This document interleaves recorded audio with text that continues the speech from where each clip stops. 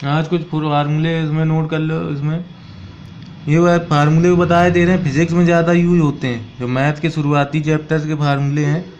अब वो जैसे इंटीग्रेशन है तो मैथ में पढ़ाया तो इंटर में क्लास जाता है, लेकिन इसका फार्मूला फर्स्ट ईयर की क्लास से लगने लगे। हाँ, तो ये पहले जब समझ में आ जाएगा तो फिजिक्स में थोड़ी आसानी हो जाएगी। डिफ्रेंसिएशन को लिखते हैं d/dx और इंटीग्रेशन को ऐसे साइन बना के लिख देते हैं। अब जैसे कोई कांस्टेंट नंबर दिया हो, कांस्टेंट नंबर का डिफ्रेंसिएशन होता है 0, लेकिन इंटीग्रेशन में कांस्टेंट टर्म को बाहर कर लिया जाता है। पर इंटीग्रेशन के अंदर dx लिखा है, कांस्टेंट बाहर है। कांस्टेंट कोई भी नंबर हो सकता है जो वेरिएबल ना हो, मतलब कोई भी नंबर दिया हो 2, 3, 5 या अपॉन में दिया हो, कांस्टेंट नंबर होना चाहिए। इंटीग्रेशन dx का होता है x। जब इंटीग्रेशन सॉल्व होता है तो इंटीग्रेशन कांस्टेंट और आ जाता है, उसको c से लिख दिया।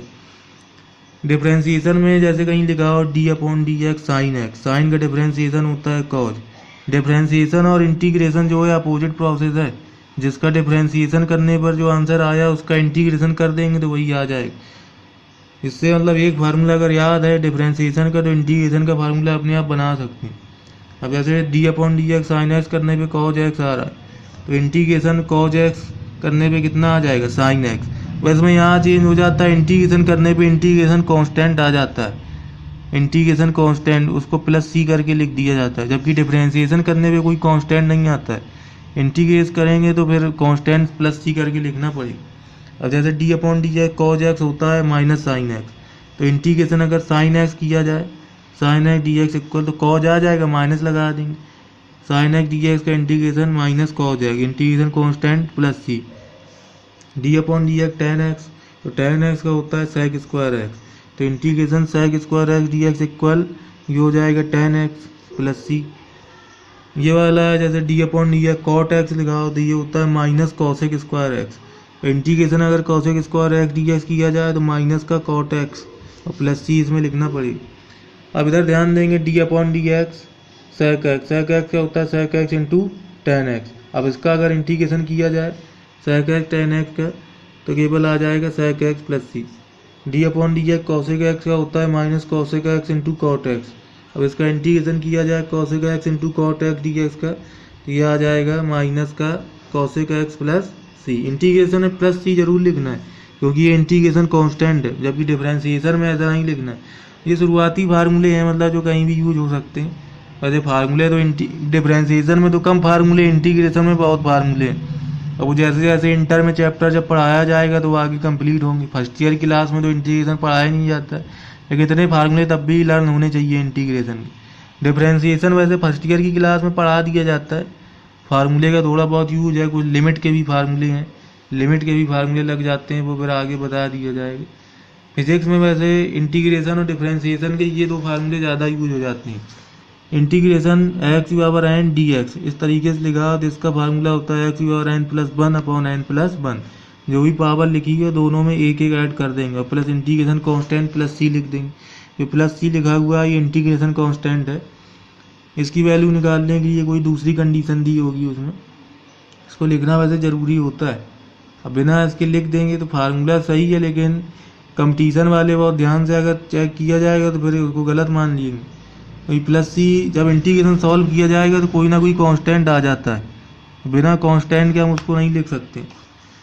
डिफरेंशिएशन में जैसे लिखा हुआ एक्स की पावर एन, अगर डिफरेंशिएट करना हो तो इसमें एन बाहर करके एन इंटू फिर एक्स की पावर में n minus one, n x की पावर एन माइनस वन, ये डिफरेंशिएशन का फार्मूला है। एन कोई भी नंबर हो सकता है, पॉजिटिव में हो सकता है, निगेटिव में हो सकता है, और ये हमारा रेशनल नंबर अपॉन में भी हो सकता है।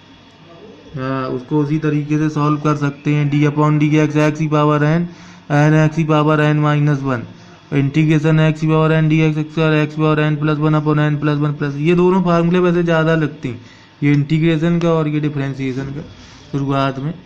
अब जैसे डिफरेंशिएशन कुछ और फार्मूले हैं, जैसे d/dx f1 x plus f2 x, कोई भी दो फंक्शन दिए हों सम में लिखे हों और डिफरेंशिएशन आगे लगाओ तो दोनों में अलग अलग डिफरेंशिएशन हो जाता है। d/dx f1 x plus d/dx f2 x, दोनों का अलग अलग डिफरेंशिएट कर देंगे। डिफरेंशिएट करने के लिए कोई भी फंक्शन दिया हो, साइन दिया हो, कॉस दिया हो, तो उसके फार्मूले इधर हमने लिख दिए।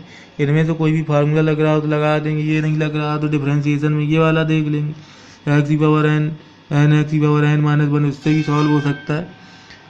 कभी कभी डिफरेंशिएशन में ऐसे लिखा होता है d/dx, एक नंबर ऊपर लिखा हो एक नीचे, मतलब न्यूमरेटर और डिनोमिनेटर फॉर्म में लिखा हो, तो इसका फार्मूला होता है डिनोमिनेटर बाहर कर लो, फिर d/dx कर देंगे न्यूमरेटर का, माइनस पर न्यूमरेटर बाहर करके d/dx कर देंगे डिनोमिनेटर का अपॉन डिनोमिनेटर का स्क्वायर। डिनोमिनेटर में जो लिखा हुआ है उसका स्क्वायर कर देंगे। अब न्यूमरेटर डिनोमिनेटर में कोई ना कोई फंक्शन दिया होगा, फंक्शन जो हमने बता दिए sine cos tan cot cosec जो भी दिया हो, कोई भी फंक्शन दिया हो तो इसको इस तरीके से लिख सकते हैं।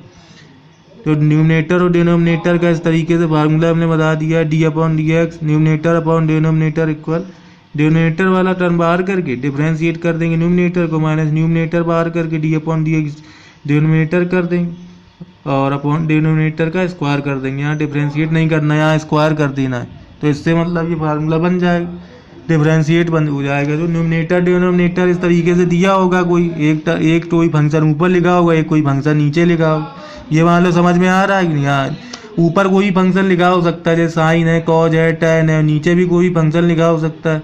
तो तभी हमने अपॉन में फार्मूला ये बता दिया है, ऊपर जो फंक्शन लिखा और नीचे जो फंक्शन लिखा तो कैसे सॉल्व करना है पहले इस तरीके से लिख लेंगे।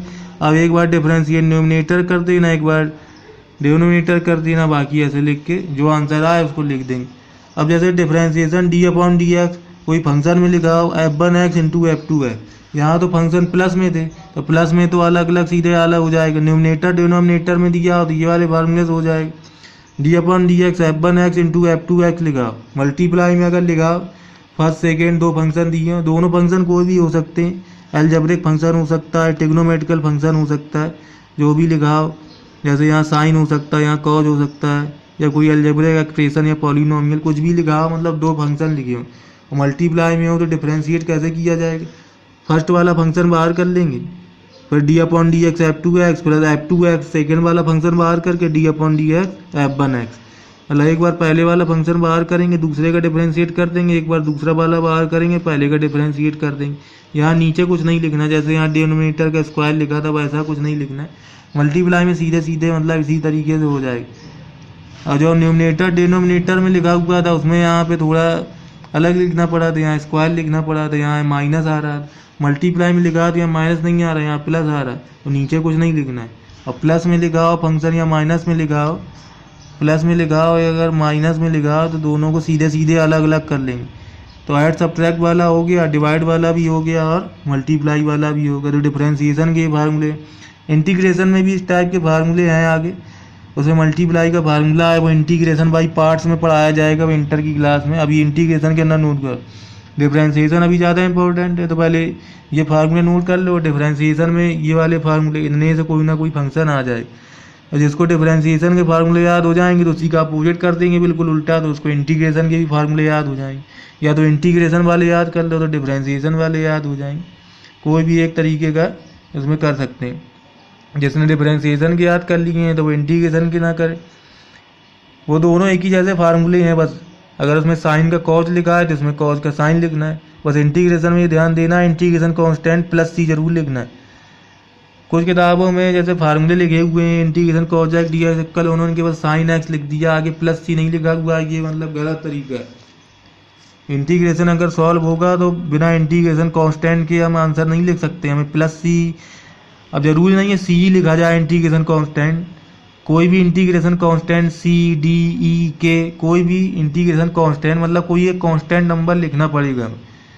जरूरी नहीं है कि इंटीग्रेशन करने पे कांस्टेंट सी ही लिखा जाए, सी तो वैसे जनरल फॉर्म में लिख दिया जाता है, लेकिन अगर उसको सही से लिख रहे हैं तो कोई ना कोई कांस्टेंट लिखना पड़ेगा, सी लिखो चाहे डी लिखो चाहे के लिखो, बिना कांस्टेंट के लिख दिया तो फिर वो गलत माना जाएगा।